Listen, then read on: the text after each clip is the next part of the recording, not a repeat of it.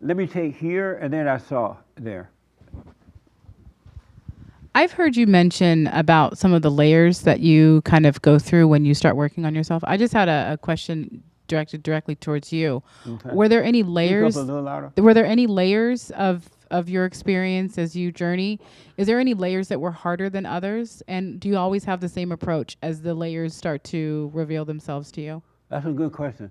When I first started out, the layers were difficult. All layers. Not even eating ice cream was difficult. Because I would tell myself, I'm not going to eat any more ice cream like this. I like ice cream. I haven't had it. Now I had to have some for lunch. I usually, whenever I felt guilt, I would make ice cream with nuts in it, black walnut, nutty coconut. I would go to the store and get that, and then I would buy some peanut butter cookies and crumble them in there.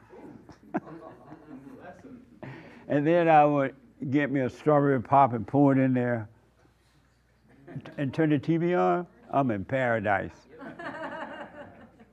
But when I realized this is holding me back, not only putting on fat, but it's holding me back. And so I would say, I'm never going to do this again.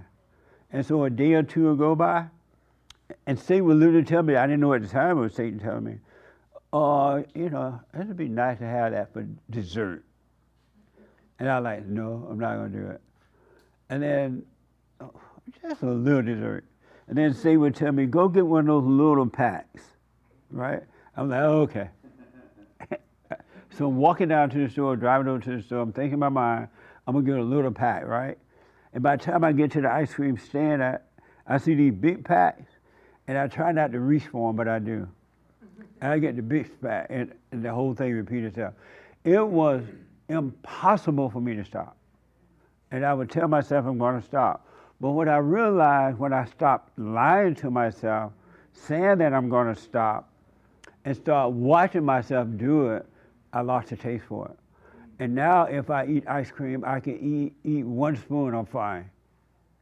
Or not eat it at all for a long time. And so that's why I tell you with your vices or whatever it might be, stop claiming them, but watch them. And the Spirit of the Father, and then as you go through one difficult one, the next one is not as difficult, the next layer. And then you go through the other layer, and the next one is not as difficult. They do get weak. Because and it has nothing to do with me or you or anyone else. The light will shine on them and make them weak and weaker to the point you forget about them. It will happen. All right? But you just got to stay with it. You got to stay with it. And it's not even difficult, but because we have I have identified with it for so long, it feels like us. It just feels like if I don't be this, then what will I be? I feel like, you feel like you lose yourself. But if you knew right now that it wasn't you at all, you could walk out of this room a free person and never have to deal with it anymore. It would be all over. The devil would be gone. All vices, all identities, all everything would be gone. And you would be looking for love, and you'd be able to hang out with people, and it'd be fun, and that's about it. When the fun is over, it's over. You don't feel like you gotta have it. And if someone want to be in your life, you're welcome. If they want to leave, bye. It wouldn't be a problem. It really, really wouldn't. And not in your power, but in the power of the Father now. Because you're back home with Him, and He's taking care of. He's driving us rather than the devil himself. That's so amazing to me. That's like mind-blowing to me. Isn't that amazing?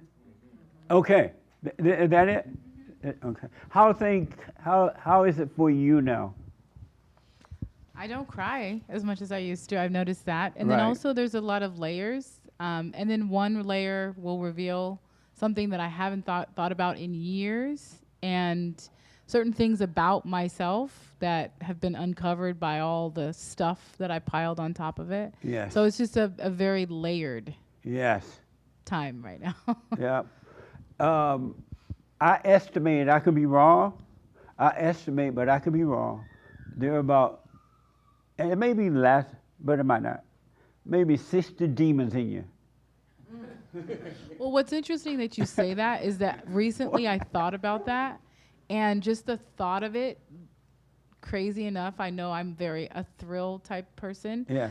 I got the heebie-jeebies. Like literally my skin started to feel like it was like something was crawling on me. Yeah. Like just the thought of all of that Yes. inside of me gives me the heebie-jeebies. Like Right. literally my skin just. I understand that. Absolutely. We tend to think that there's one big devil, and there is. He's the daddy of the little devils, the demons, the spirit. But they're the one big dog, Satan, and all his little demon children. All his little demons. And then once you overcome the demons and get close to overcome, he's going to send other demons inside of others after you. He just won't give up, but eventually they will scatter as well. They can't help it. Isn't that amazing? We are really filled with demons. It's not post-traumatic and HTD and STD and it's not those things. They are demons, and if you see them for what they are, then you can deal with them. But if you sugarcoat them by calling them something they're not, you're stuck.